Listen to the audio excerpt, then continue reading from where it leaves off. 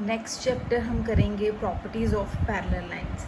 ठीक है, तो इसमें हमारे पास क्या है कि सबसे पहले मैंने पिछला लास्ट चैप्टर आपको करवाया था लाइंस एंड एंगल्स, उसमें मैंने आपको एक प्रॉपर्टी बताई थी कि अगर ये दो लाइंस एक दूसरे को कट कर रही हैं तो ये जो उनके एंगल्स हैं वो होते हैं वर्टिकली अपोजिट एंगल, और ये भी वर्टिकल अपोजिट एंगल्स हैं जो कि इक्वल होते हैं।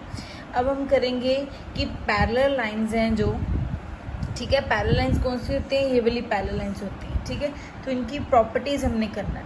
ठीक है, तो मान लो कि ये हमारे पास दो पैरेलल लाइंस है, LM इसको हमने नाम दे दिया, और इसको एक लाइन है T ट्रांसवर्सल लाइन जो इन दोनों लाइंस को क्या कर रही है, कट कर रही है। तो हमने क्या करना है, सबसे पहले हमने ये ले लेना है कि एंगल, ये मान लो एंगल 1 है, ठीक है, ये एंगल 2 है, ये एंगल हमने 3 मान लिया, ये angle 4, this angle 5, this angle 6, ठीक है, and this angle is 7 and 8। ठीक है, अब हमने क्या करना है, अब ये देखना है कि कौन कौन से एंगल हैं जो उन पे कौन कौन सी प्रॉपर्टी लगेगी और वो इक्वल हो जाएंगे। ठीक है, तो सबसे पहले हम क्या करेंगे, हमारे पास है जो एंगल 1 है, 1 और 5, ठीक है, तो इन्हें बोलते हैं हम कोरस्पॉन्डिंग एंगल्स। देखो ध्यान से, एंगल 1 एंड एंगल 5, ठीक है, और एंगल 2 एंड एंगल 6, ये कौन से एंगल्स हैं, ये है कोरस्पॉन्डिंग एंगल्स। तो आप क्या लिखोगे कि जो एंगल 1 होगा वो होगा आपके एंगल 5 के इक्वल, एंगल 2 होगा एंगल 6 के इक्वल। ठीक है, अब ये ऊपर वाला था और ये भी ऊपर वाला था, फिर नीचे वाला उठा लो, ये एंगल 4 होगा एंगल 8 के equal, angle 4 is equal to angle 8, and angle 7 is equal to angle 7। तो ये इक्वल क्यों है बेटा जी, ये सारे क्या है, corresponding angles, these are corresponding angle. मान लो कहीं पे उन्होंने बोला है कि एंगल 1 आपको दे रखा है 30 डिग्री, तो उसने बोला है एंगल 5 निकालो, तो उसको कुछ भी करने की नहीं ज़रूरत है, आप क्या लिखोगे, angle 1 is equal to 5 because these are corresponding angle. ठीक है, तो आपको कोरस्पॉन्डिंग एंगल क्लियर है। अब हम क्या करते हैं, इनको करते हैं रब। ठीक है, कोरस्पॉन्डिंग एंगल आपको पता चल गया। अब हम क्या करेंगे, यही एंगल 1, फिर एंगल 2, फिर एंगल 3, फिर एंगल 3, फिर एंगल 4, 5, 6, 7 एंड 8। ठीक है जी, अब हम देखेंगे कि हमारे पास अल्टरनेटिव एंगल कौन से होते हैं। एक बात याद रखें कि अल्टरनेटिव एंगल्स वो होते हैं जो Z की फॉर्म में होते हैं, ऐसे बनते हैं। ये एंगल होगा इसके इक्वल, अगर Z इस फॉर्म में है तो मतलब ये एंगल होगा इसके इक्वल। ठीक है, तो अभी देखो दो तरह के एंगल्स होंगे अल्टरनेटिव एंगल, एक होंगे अल्टरनेटिव इंटीरियर एंगल और दूसरे होंगे अल्टरनेटिव एक्सटीरियर एंगल। ठीक है जी, तो सबसे पहले देखो अल्टरनेटिव इंटीरियर एंगल देखते हैं कौन से हैं। तो एंगल 3 है जो, वो एंगल 5 के इक्वल है, angle 3 is equal to angle 4। मैंने आपको भी बताया कि क्या बना रहे होंगे, वो Z बना रहे होंगे। So angle 3 is equal to angle 4, ये देखो ये बना रहे हैं ना Z, ये मान लो एंगल 3 है और ये एंगल क्या है, 5 है। तो ये कौन से एंगल्स हो गए, अल्टरनेटिव इंटीरियर एंगल्स। इंटीरियर क्यों बोलते हैं, क्योंकि दो पैरेलल लाइंस के अंदर हैं ये दोनों एंगल, तो इसे क्या बोलते हैं, अल्टरनेटिव इंटीरियर एंगल्स। उसके बाद जो 4 एंड 6 होंगे, angle 3 is equal to angle 5 and angle 4 is equal to angle 6।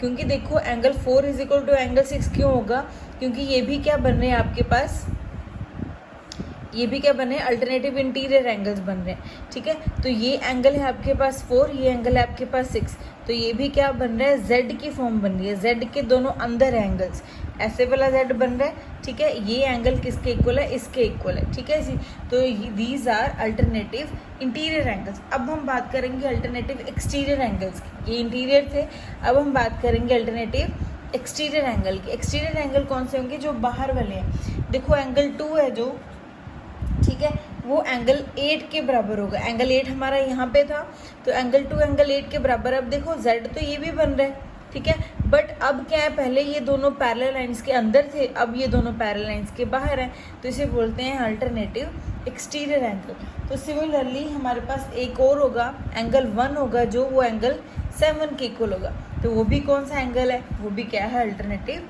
Exterior angle. ठीक है, तो नेक्स्ट हम बोलेंगे कि कंसेक्यूटिव इंटीरियर एंगल्स कौन से होते हैं। तो वो वाले होते हैं जो हमारे पास देखो कॉन्जिक्यूटिव इंटीरियर एंगल्स, ध्यान से देखना, कॉन्जिक्यूटिव इंटीरियर एंगल्स जो दोनों एक साइड पे एक ही लाइन पे हो। इस लाइन पे ये दोनों एंगल्स हैं, जो ये एंगल 3 था, ये एंगल 6 था, ये एंगल 4 था और ये एंगल 5 था, ठीक है जी। तो ये है कॉन्जिक्यूटिव इंटीरियर एंगल्स। ये कौन से एंगल्स होते हैं? कॉन्जिक्यूटिव इंटीरियर एंगल्स, ठीक है जी। तो एक चीज़ और कि अगर हमारे पास कॉन्जिक्यूटिव इंटीरियर एंगल्स है ना ये, तो इन दोनों का सम, जैसे एंगल 4 प्लस एंगल 5 और एंगल 3 प्लस एंगल 6, इन दोनों का जो सम है वो इक्वल होता है 180 डिग्री की, ठीक है। ये प्रॉपर्टीज़ मैं क्यों बता रही हूँ, क्योंकि अभी आगे जो सम्स करेंगे ना उसमें हमें इन प्रॉपर्टीज़ को ही यूज़ करना है, ठीक है। तो नेक्स्ट हम एक्सरसाइज शुरू करेंगे, एक्सरसाइज 14, ठीक है।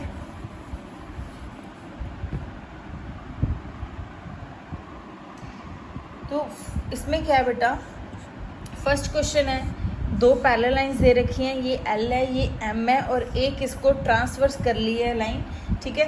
तो एंगल्स वही दे रखे हैं, angle 1, angle 2, angle 3, angle 4, 5, 6, 7 and 8, ठीक है। उसने बोला है कि एंगल 5 है जो वो दे रखा है 70 डिग्री, मतलब एंगल 5 की वैल्यू दे रखी है 70 डिग्री। उसने बोला एंगल 1 फाइंड आउट करो, एंगल 3 फाइंड आउट करो, एंगल 4 फाइंड आउट करो एंड एंगल 8 फाइंड आउट करो। तो फर्स्ट ऑफ ऑल देखो बेटा जी, एंगल 1 है जो वो एंगल 5 के बराबर है। क्यों? क्योंकि ये है corresponding angles. Angle 1 is equal to angle 5। मैंने आपको पहले बोला कि ये वाला एंगल इसके बराबर है, ठीक है, ये वाला एंगल इसके बराबर है, ये वाला 4 एंगल 8 के बराबर है, 3 वाला एंगल 7 के बराबर है, ठीक है, because these are corresponding angle. तो angle 1 is equal to angle 5, angle 5 की वैल्यू 70 है, तो एंगल 1 भी क्या होगा? 70 degree, because these are corresponding angle. उसके बाद उसने बोला एंगल 3 फाइंड आउट करो। तो एंगल 3 कैसे फाइंड आउट करेंगे? देखो ये बन रहा है Z, बन रहा है Z, ठीक है। तो एंगल 3 इज इक्वल टू 5। ये कौन सा एंगल है? 70 होगा ये भी। ये कौन सा एंगल है? ये है अल्टरनेटिव इंटीरियर एंगल, ठीक है। उसके बाद उसने एंगल 4 बोला है, ठीक है। तो देखो अगर आपको एंगल 1 पता चल गया, ठीक है, एंगल 1 आपके पास है कितना? 70 डिग्री। तो अगर एंगल 4 निकालना है आपने, एंगल 4 कैसे निकालोगे? लीनियर प्रॉपर्टी लगाओगे, जैसे this angle plus this angle is equal to 180, because these are forming a linear pair, जो हमने लास्ट चैप्टर में किया था कि ये अगर स्ट्रेट लाइन है तो इस पे जो सारा एंगल होगा ये 180 का है। तो एक एंगल गिवन है, दूसरा हमने निकालना है। तो angle 1 plus angle 4 is equal to 180 degree. Angle 1 is 70, angle 4 हमने निकालना है, ठीक है। Angle 4 is equal to 180 minus 70, तो एंगल 4 आ गया 110, ठीक है। तो एंगल 8 भी आ जाएगा। एंगल 4 अगर आपके पास 110 आ गया तो एंगल 8 भी कितना होगा? 110, because these are also alternative angles. Angle 4 is equal to angle 8 is equal to 110 because these are corresponding angles, ठीक है जी। तो नेक्स्ट है जो हमारा सेकेंड, वो लिखते हैं अभी।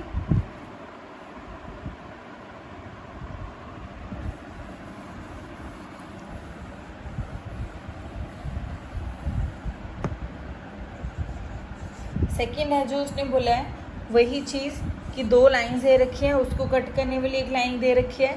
ये एंगल है हमारा 1, ये एंगल है 2, this is angle 3, this is angle 4, angle 5, angle 6, angle 7 and angle 8। उसने बोला है जो एंगल 1 एंड 2 है, ठीक है, एंगल 1 एंड 2 है वो किस रेशियो में दे रखे हैं? वो दे रखे हैं 5:7 में। तो जब भी चीज़ रेशियो में दे रखी है तो उसको हम हमेशा लिखते हैं x के साथ, मतलब angle 1 is equal to 5x and angle 7 is equal to angle 2 is equal to 7x। अब ध्यान से देखो ये एक स्ट्रेट लाइन है, ठीक है, स्ट्रेट लाइन पे ये दो एंगल्स हैं, इनका सम किसके इक्वल होगा? 180 के। क्यों? क्योंकि these are forming a linear pair. तो angle 1 plus angle 2 is equal to 180 degree because these are forming a linear pair, ठीक है। एंगल 1 आपके पास है 5x, एंगल 2 है आपके पास 7x is equal to 180 degree. 7 plus 5 कितने हो जाएंगे आपके पास? 12x is equal to 180 degree, ठीक है। x is equal to 180 divide by 12। तो 2 के टेबल पे जाएगा ये पहले 6 पे, ये 9 पे, फिर ये 3 के टेबल पे 2 पे और ये 3 पे, और उसके बाद ये जाएगा 2 के टेबल पे 15 पे, मतलब x की वैल्यू आपके पास आ गई 15।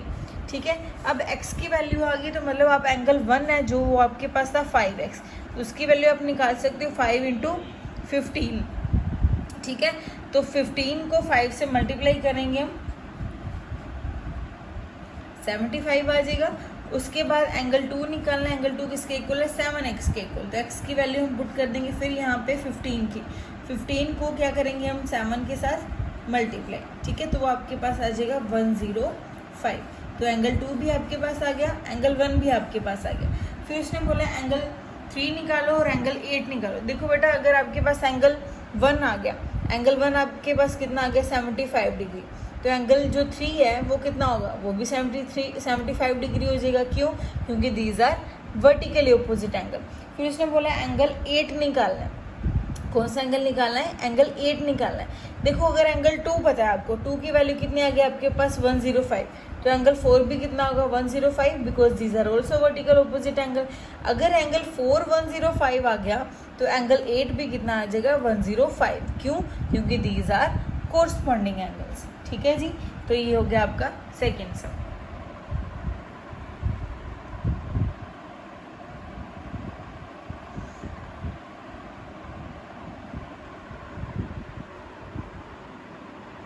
उसके बाद हम करते हैं थर्ड।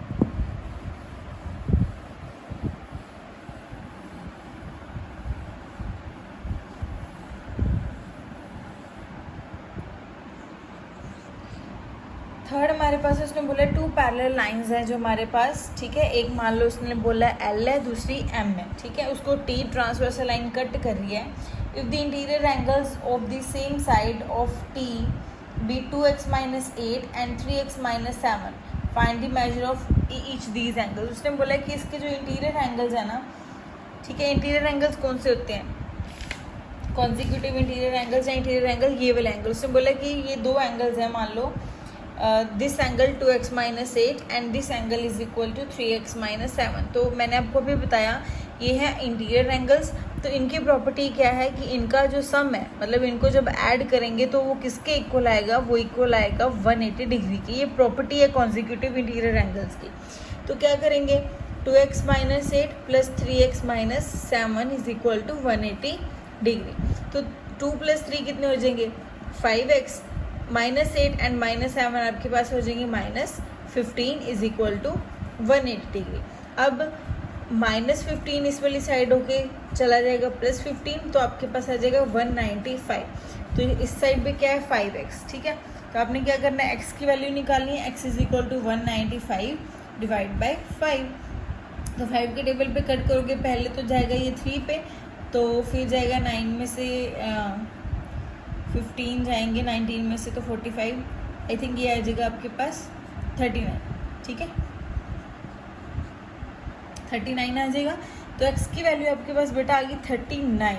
तो आपका काम क्या है कि आप इसमें पुट करोगे 2x - 8 में x की वैल्यू यहाँ पे पुट करोगे और 3x - 7 में यहाँ पे x की वैल्यू पुट करोगे और दोनों के आंसर निकालोगे, ठीक है जी।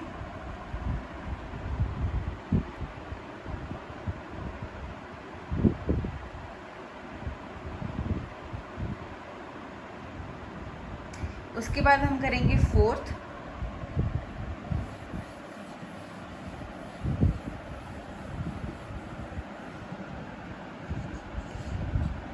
फोर्थ समय देखो बेटा, इनको दो लाइंस कट कर रही हैं, ठीक है। ये एंगल दे रखा है आपको 50 डिग्री, ये एंगल दे रखा है आपको y, ये एंगल दे रखा है आपको x, ये एंगल दे रखा है आपको 65, ठीक है। तो ये x और y आपने एंगल निकालने हैं, ठीक है। अब देखो ध्यान से कि अगर आपके पास ये एंगल 50 डिग्री है, ठीक है। अगर क्या है ये एंगल आपके पास 50 डिग्री है, तो ये भी क्या होगा आपके पास 50 degree, because these are vertically opposite angle. अब मैंने आपको ये भी बताया था कि ये दो एंगल्स क्या है, को इंटीरियर एंगल्स हैं।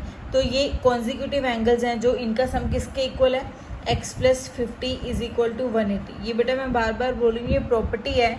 ये दो अंदर वाले जो एंगल्स होंगे किसके इक्वल होंगे, 180 के इक्वल होंगे, ठीक है। तो आपके पास x इज इक्वल टू कितना आ जाएगा 180 - 50, तो x इज इक्वल टू आपके पास आ जाएगा 130। ठीक है। उसके बाद देखो अगर आपके पास ये आ गया एंगल 130 आ गया, ठीक है जी। तो अब आपने कौन सा निकालना है, अब आपने ये वाले y की वैल्यू निकालनी है, ठीक है। अभी देखो अगर ये 65 है, ठीक है जी, अगर ये 65 है तो आप ये वाला एंगल निकाल सकते हो, बिकॉज ये कैसे बन रहे हैं, these are forming a linear pair ना। अगर ये दोनों को ऐड कर दो, मान लो मैंने इस एंगल को और इस एंगल को ऐड कर दिया, ये तो एंगल आपको पता नहीं है तो आप इसे ऐसे लिख लो, चाहे इसे ये x था, इसे कुछ भी मान लो, चाहे ए एंगल मान लो, तो एंगल a + 65 ये किसके इक्वल है, these are forming a linear pair, is equal to 180 degree. तो a is equal to 180 minus 65, a is equal to 105 आएगा, ठीक है। तो अगर आपके पास ये एंगल आपके पास आ गया, दिस एंगल 115 आ गया, तो देखो बेटा ध्यान से, अगर ये एंगल है और ये एंगल y है, वो किसके इक्वल हो जाएगा, 115 के, because these are y and 1, ये जो एंगल है दीज आर कोरस्पॉन्डिंग एंगल्स, ठीक है, दीज आर कोरस्पॉन्डिंग एंगल्स, ठीक है जी। तो x और y की वैल्यू निकालनी थी, हमने निकाल ली। तो कैसे, देखो अगर x की वैल्यू निकालनी है तो हमने क्या किया, this angle is equal to this angle because this are vertically opposite angle. फिर इस पे हमने जो को इंटीरियर एंगल्स हैं कंसेक्यूटिव एंगल की प्रॉपर्टी लगा दी, angle x plus angle 50 is equal to 180। अब देखो अब निकाला हमने y एंगल, ये एंगल पता है बट हमें ये नहीं पता, तो हमने क्या लगाई, लीनियर पेयर वाली प्रॉपर्टी लगाई, ये एंगल निकाला, this angle is equal to this because this are corresponding angles, ठीक है। तो उसके बाद हम करते हैं फिफ्थ।